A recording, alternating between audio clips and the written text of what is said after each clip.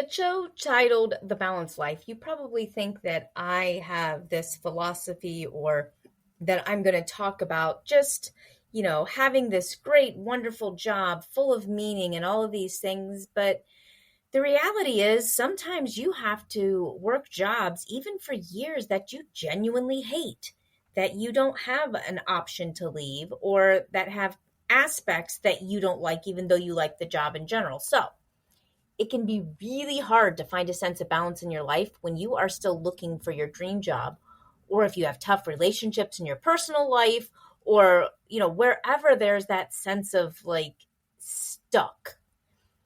Today I am going to talk about this in a very practical way, and at the end you'll have some things that you can do to try to enjoy your life a little bit more.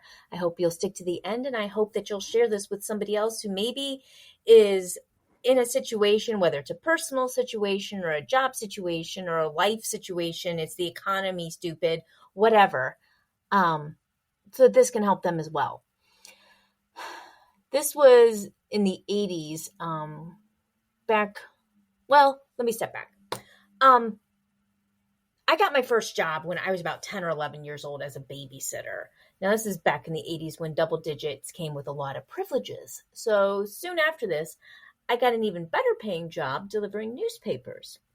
It was 7 days a week, rain or shine. It was in Dayton, Ohio, where I grew up. So there were a lot of hills. It got really hot in the summer. It didn't get as ridiculously cold as other parts of the country can, but it got pretty cold, snow and ice. We had to go after school. My brother and I, we would get off the bus and we would come home and get a snack. And then I want to say it was like a 15-20 minute walk. And we would go across the street and down this hill and up this ridiculously steep hill to go pick up our newspapers, which also meant the one time we tried to do it on our bikes, we couldn't keep our balance with those. I don't know if you guys even remember, the newspaper kids would have the sacks that we wore over our head, front and back, carrying papers. We had to get up early on Saturdays and Sundays. I don't even know how long we did it, but it felt like forever. I thought it was really great to earn the insane sum of like $15-20 a week, since our weekly allowance at the time was $1. But the time commitment and the responsibility was exhausting. After that, I had a string of jobs all the way up into adulthood. So I didn't grow up with this idea of loving my job. I saw jobs as a way to earn money. It didn't define me. Although I have a website dedicated to the balanced life, my idea of balance is more akin to like coexistence rather than equilibrium, because I don't feel like equilibrium is completely realistic. And I think the pursuit of that is what causes a lot of frustration for people. But if the things can coexist, then we can adjust the percentages in each area depending on the need at the moment. There will never be a perfect balance where all things get all times, all the attention it fully deserves.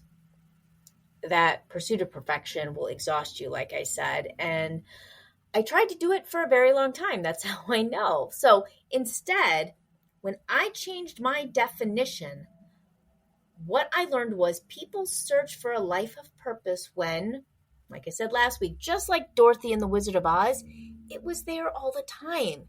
If you want to recognize and appreciate what is already there, then just keep listening. So first of all, satisfaction in a job only partially comes from external circumstances. I think I find meaning in so much stuff because I give it meaning. It's almost like a character flaw for me, and I'm being completely serious. Whether you're a teacher, a firefighter, a cashier, or anything else, your satisfaction is based on the difference you feel that you are making, the joy you choose to have in what you do, and the way you shake off the parts that you don't like. That's kind of the bottom line. That's why I always, when I would go into a job interview or start working with a new client when I was ghostwriting books, I would always tell my husband excitedly about all the wonderful potential because that's what I saw. And then when it didn't meet that expectation and when it pulled too much time, then I would get that sense of frustration. So what I've altered now is instead of thinking about this being like that perfect job, I say this job has good aspects to it. So you might be in like a situation that you don't like. And if you can't change the situation, then at least you can improve your life by making a plan to leave and changing your attitude while you are there. I shared on last week's podcast about how my husband had cancer. This was back in 2005. It was very aggressive. They staged him at 4, and he was 29 years old, and we had 4 kids. Our kids were 7, 5, 4, and 2. And it was just a really trying time because as he was going through his treatment, the Great Recession hit. And so, yeah, there was just like, there were no jobs. I couldn't leave the house because I had to take care of him.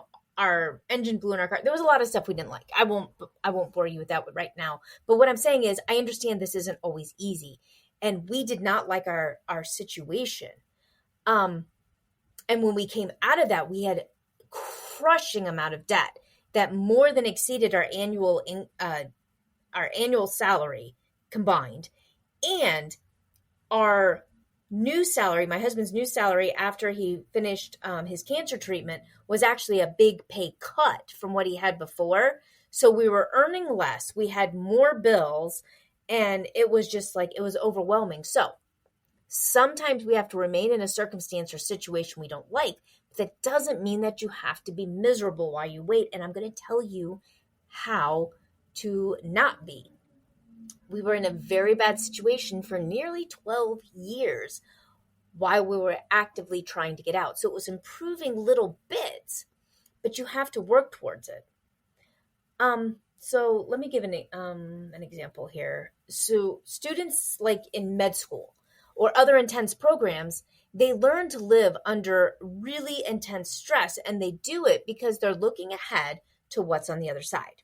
So let's use that example to work with on creating our own better future. When we were digging out for 12 years, my husband was going back to school to get a nursing degree, and then he got additional degrees because he first got the 2-year nursing degree, and then he went on for bachelor's and master's and some additional training. But as things improved a little bit, as he was learning, I was also in my own career building and getting additional skills because we realized staying in the career we had was never going to make things any better. And so we actually had to pull back and sacrifice even more, working additional hours, working multiple jobs. He had 2 jobs. I had a full-time job and 2 part-time jobs. He worked 2 full-time jobs. Yes, it is possible.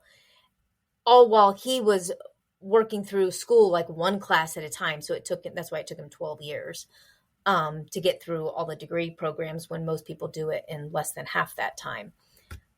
But we had some really happy times in there, and we had some really horrible times. We had some major medical challenges with one of our daughters, and the severity of the situation doesn't have to determine how your life is going. That's what I'm trying to say. Your attitude can. When I was afraid of losing things, I was miserable. When we didn't have much money, I was paranoid. I never taught my kids really how to cook because I was so afraid of wasting ingredients. And I did them a disservice because of that fear. When I was fighting to get back up, I felt victorious, though. When Chris and I were fighting back, when we were working all these hours, we didn't like it, but what kept us going is, it's like when you put coins in a jar and you see it build up and suddenly you realize you have $300 worth of coins, which has actually happened to us before.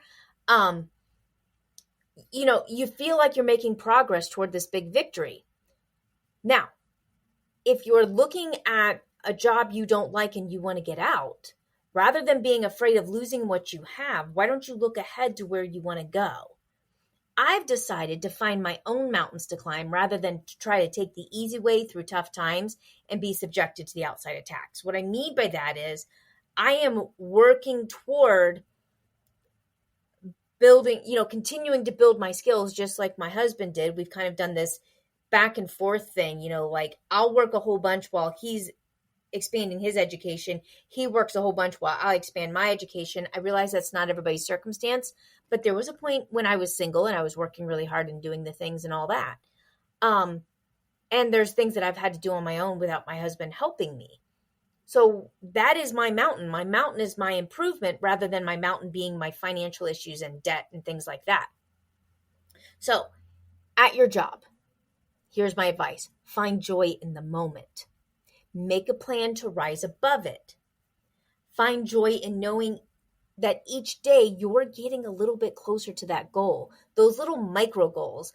If you need something back on a couple weeks ago, I did something about how to zero in on setting goals. You may only have 30 minutes a couple times a week. If so, make it count. If you can get an hour and a half a day, you can really crush it. So find joy in knowing each day is bringing you closer, and allow yourself to see the tough reality, but realize that reality is transient, not permanent.